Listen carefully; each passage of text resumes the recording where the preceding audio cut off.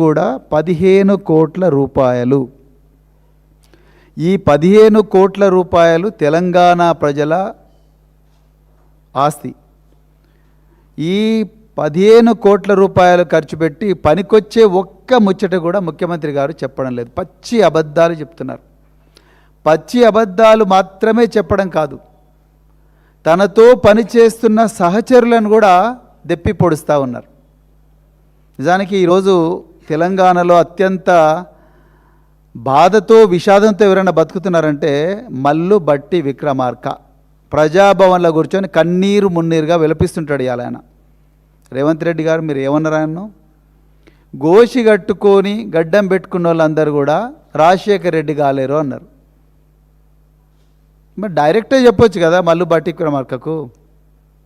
ఎన్నిసార్లు అవమానిస్తారు ఆయన మీరు? యాదాద్రి లక్ష్మీ నరసింహస్వామి గారి సాక్షిగా మీరందరేమో కుర్చీల మీద కూర్చొని ఆయనేమో భూమి మీద కూర్చోబెట్టారు. దాని తర్వాత ఒక మీటింగ్లో మీరు కోమటిరెడ్డి ఇద్దరు వెంకటరెడ్డి ఇద్దరు కలిసి మోచేతులతోని ఆయన పొట్టల గుద్దితిరి. అప్పుడు కూడా ఆయన ఏమనలేదు. ఇక అది సరిపోదని మళ్ళీ ఇప్పుడు పక్కలో బల్లెంలాగా ఉన్నాడురా బాబు అని చెప్పేసి గోషి కట్టుకున్న వాళ్ళందరూ కూడా రాజశేఖర్ రెడ్డి కాలేరు అని ఎవరిని అంటున్నారు? మల్లు బట్టి విక్రమార్క అంటున్నారు మీరు. కుల్లం కుల్లా ఇది, ఏ మాటకు ఆ మాట. అంటే ఏంది, ఎస్సీలు గోషులు కట్టుకోవద్దా, లేకపోతే ఎస్సీలు మంచి బట్టలు వేసుకోవద్దా, ఎస్సీలు ఉప ముఖ్యమంత్రులుగా ఉండొద్దా? మరి మీరే చెప్పాలి.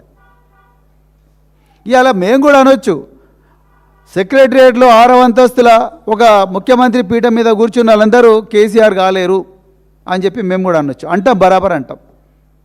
కేసీఆర్ గారు ఎక్కడ, మీరెక్కడ రేవంత్ రెడ్డి గారు? కేసీఆర్ గారు ఒక విజనరీ, మీరు ఒక మెర్సినరీ. విజనరీ అని ఎందుకు అంటున్నామంటే, ఒక ప్రాజెక్టు రూపకల్పన చేయాలంటే ఆ ప్రాజెక్టు భూమి మాత్రమే కాదు, ఆ భూమి మీద పుట్టిన భూమిపుత్రుల బాధను కూడా అర్థం చేసుకొని వాళ్ళ కష్టాలు కన్నీళ్ళన్నీ కూడా గుండెలో పెట్టుకొని తనే భూమిపుత్రుడినైతే, తనే రైతునైతే, తనే రైతు కూలీనైతే తనకు ఆ బాధ ఏ విధంగా ఉంటుందనే ఒక ఎంపథెటిక్ అప్రోచ్తోని రాత్రింబవళ్ళు మా అలాంటి అధికారులను ఎవ్వరిని రానియకుండా కేవలం నిష్ణాతులైన నిపుణులను ఆర్ విద్యాసాగర్ రావు గారు ఇంకా రకరకాల గొప్ప గొప్ప ఇంజనీర్లందరినీ కూడా చుట్టూ పెట్టుకొని దాదాపు 1 నెల 2 నెలలు 3 నెలలు ఆ గూగుల్ మ్యాప్స్ అవన్నీ చూసి నిద్రాహారాలు మాని ప్లాన్ చేసి కాళేశ్వరం కానీ పాలమూరు రంగారెడ్డి ఎత్తిపోతల పథకం ఇప్పుడు పెద్దలు నిరంజన్ రెడ్డి గారు చెప్పినట్టుగా చరిత్ర పుటల్లోకి వెళ్ళి చరిత్ర 1956 ముందు ఏం జరిగింది, అవిభాజిత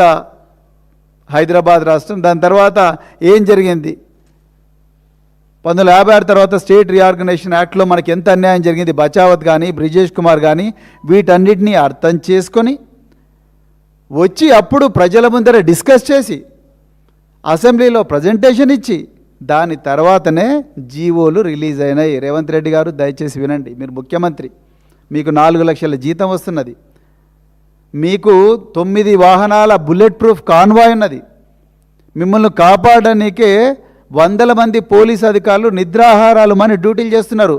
నిన్న కూడా మిమ్మల్ని కాపాడడానికి వచ్చిన రాజు అని ఒక కానిస్టేబుల్ చచ్చిపోయిండు వాపస్ పోయేటప్పుడు. అంటే మీకోసం ప్రాణాలు కూడా త్యాగం చేయాల్సిన పరిస్థితి ప్రభుత్వ అధికారులది.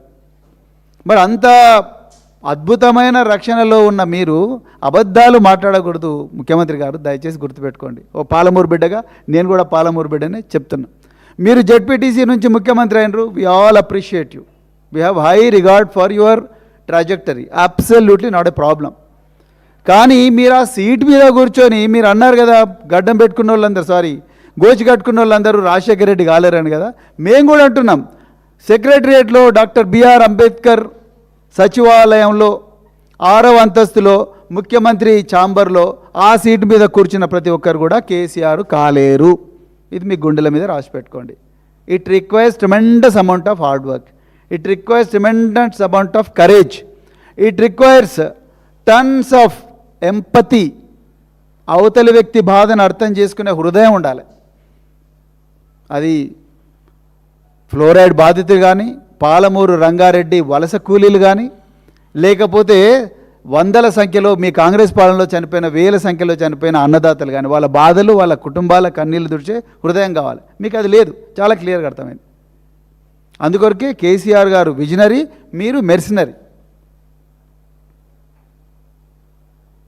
ఇది మీరు అర్థం చేసుకోవాలి. ఇక ఉల్టా బట్టి విక్రమార్క మీద ఉల్టా మీరు కామెంట్స్ చేస్తూనే ఉన్నారు. ఇక రెండవది, మీరు అడ్వైజర్లను ఎవరిని పెట్టుకున్నారు? కేసీఆర్ గారి చుట్టూ అడ్వైజర్లు ఎవరు? టెక్నోక్రాట్స్, ఆ సబ్జెక్ట్ తెలిసిన వాళ్ళు అడ్వైజర్స్. మీకు అడ్వైజ్ ఇచ్చేటోళ్ళందరూ ఆ బండి సంజయ్ అడ్వైజర్ లాగానే ఉన్నారు. మీ అడ్వైజర్లు కూడా మీకు ఇచ్చే అడ్వైజర్లు ఎవరు? ఆ టోల్ గేట్ దగ్గర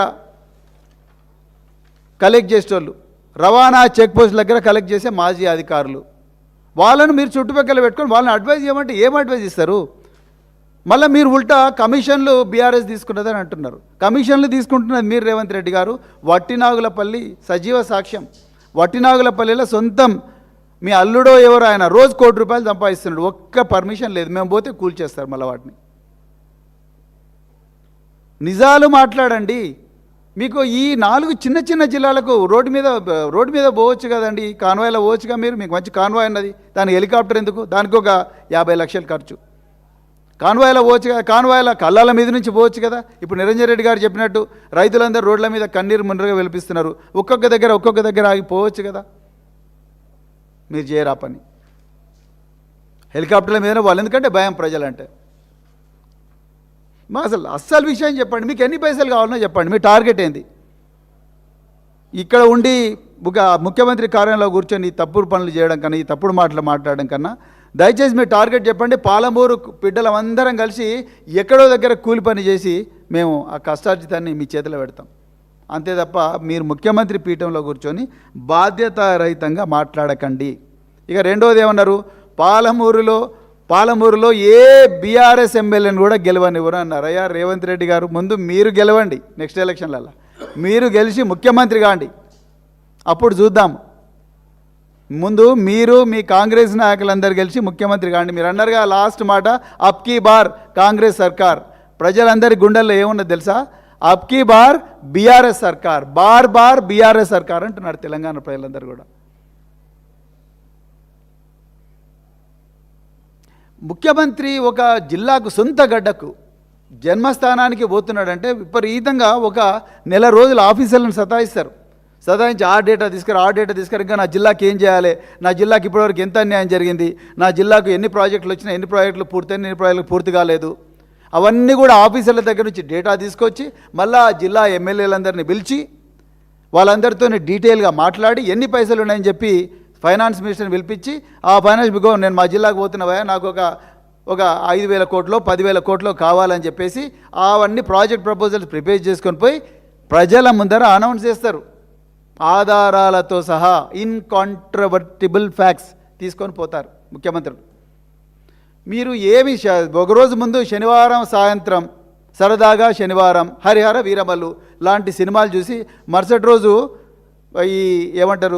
ఈ పాలమూరు రంగారెడ్డి జిల్లాకు పోతే ఏముంటుంది ఆడ? మాటలు ఎట్లొస్తాయి అట్లనే వస్తాయి. మీరు కొంచెం సీరియస్గా చేయండి. మీరు మొన్న ఏమన్నారు వేటింగ్ న్యూస్ కాంక్లేవ్లో, నేను 18 గంటలు పనిచేస్తుంటే మా ఆఫీసర్లు చెమటలు వచ్చి అమ్మో వద్దురా బాబు ఈ సీఎం రివ్యూలు అని చెప్పేసి పారిపోతున్నారు అని అన్నారు. మీరు 18 గంటలు రివ్యూ ఏం చేస్తున్నారో రేవంత్ రెడ్డి గారు మాకు తెలియదు, కానీ మొత్తం తెలంగాణ అంతా గంజాయి, ఎక్కడ చూడు గంజాయి. నిన్న మేము సంజీవయ్య నగర్ పోయినాం. సంజీవయ్య నగర్ పోతే రాత్రి 11 గంటలకు ఒక యువకుని కత్తులతోని పొడవడానికి ప్లాన్ చేస్తుంటారు. 11 గంటల 28 నిమిషాలకు ఆ యువకుడి తల్లి డయల్ 100 కాల్ చేస్తుంది. ఇక్కడనే మీరు కూర్చున్న డయల్ 100 కాల్ చేస్తే 11 గంటల 28కి డయల్ 100 కాల్ చేస్తే